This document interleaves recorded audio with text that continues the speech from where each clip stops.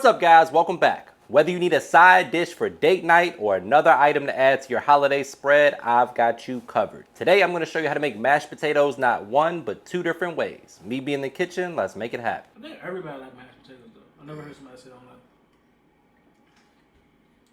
don't like. Man. All right, guys, first things first, it's time to prep our potatoes. The potato of choice today is the russet potato, which in my opinion is my favorite or one of the best potatoes used for mashed potatoes. Arguably, Yukon Gold is right up there with it, but I like the russets, and that's what we're going with today. We have 5 medium-sized russet potatoes that we're gonna go ahead and peel and get extra clean. Very simple. All you gotta do is run it under some cold water until the water runs clear. All right, guys, once the potatoes are squeaky clean, it's time to get them nice and tender. So I like to cut them into bite-sized pieces that helps them cook a little bit faster. We got water about 2 inches above the potatoes, and then I'm gonna hit it with a little chicken bouillon powder just to amplify the flavor. You can use salted water or chicken stock, but you can kind of get the best of both worlds here with the chicken bouillon powder in the water. I'm gonna let that come up to a boil and let the potatoes cook until they're fork tender.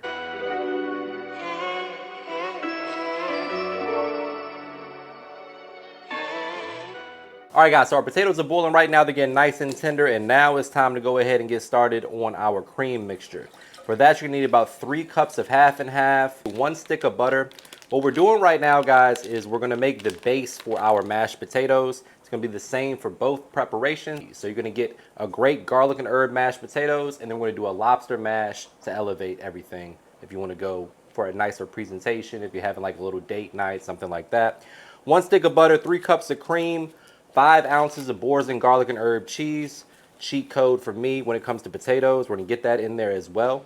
One of the areas in which people go wrong, in my opinion, is adding cold cream and butter to hot potatoes. I like to make my sauce, so to speak, right here, get it tasting as good as possible, and then we're gonna add it to the potatoes once we start mashing them. We're also going in with a 1/4 cup of sour cream. Sour cream goes great with potatoes, as does garlic. So we're going in with a few cloves of garlic. We're also going to add some fresh herbs, basically making like a little steeping situation here with the herbs and the garlic. We're going to strain all of this so it doesn't get all in your potatoes. We're going to have the flavor in the cream mixture. Rosemary, thyme, garlic, Boursin garlic and herb, cheese, butter, cream, sour cream. What else can you ask for? The key here, guys, is you don't want it to boil. You don't want any of the fats to separate. You want to work this over medium-low heat and just let it all come together nice and slow. Don't rush the process. Don't bring it to a boil. Real gentle. You want it to become one. As you can see, it's all melted together nicely. The Boursin's incorporated. The sour cream's incorporated. The herbs and the garlic are steeping, infusing their flavor into the cream sauce. And this is as hot as you want it to get. You don't even want it to simmer. You start to see it simmering, turn the heat off, and just keep stirring. Taste as you go, adjust the flavor to your preference. You can hit it with a little salt, pepper, garlic, onion powder, things like that. But this right here, my friends, is special.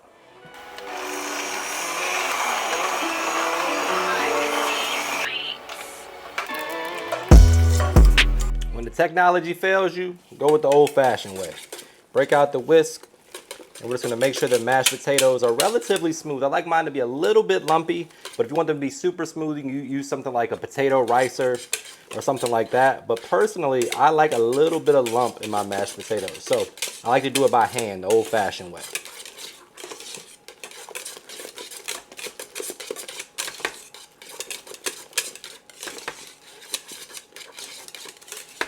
Now, if you came here for a delicious garlic, butter, and herb mashed potato recipe, then you can stop right here and use this. But for those of you guys who want to elevate the flavor a little bit, follow along. We're going to go ahead and add this lobster to some butter, a little garlic, some lemon bay seasoning just to infuse a little bit more flavor and take these mashed potatoes to new heights.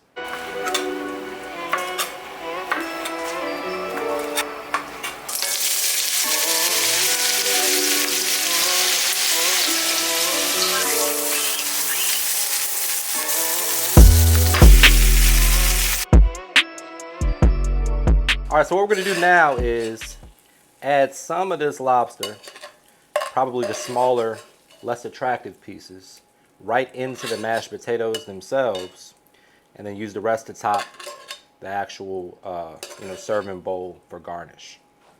So half Going in, 8 ounces of lobster in total, so about 4 ounces getting mixed into the potatoes. And then the rest is going right on top. This right here is special. Date night. If this don't get the job done, fellas, I don't know what will. Unless, of course, she's allergic to shellfish. All right, people, no matter what kind of mashed potatoes you like, there's something for you in this episode today. This is the part where I say, brace yourself for a trademark money shot. Say it with me, guys. Looking good. The only thing left to do is dig in for the taste test. But before we do that, please take a quick second to subscribe to the channel. Make sure you hit that bell to enable notifications as well. Found my spoon. Let's see. Let's start with the OG, tried and true. It's so light, like a cloud.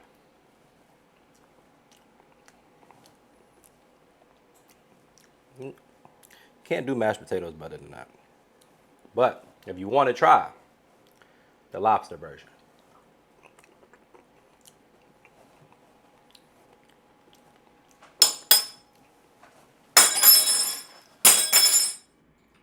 Want to impress the in-laws? Make this. That butter. I'll just take the butter. Yeah, you go.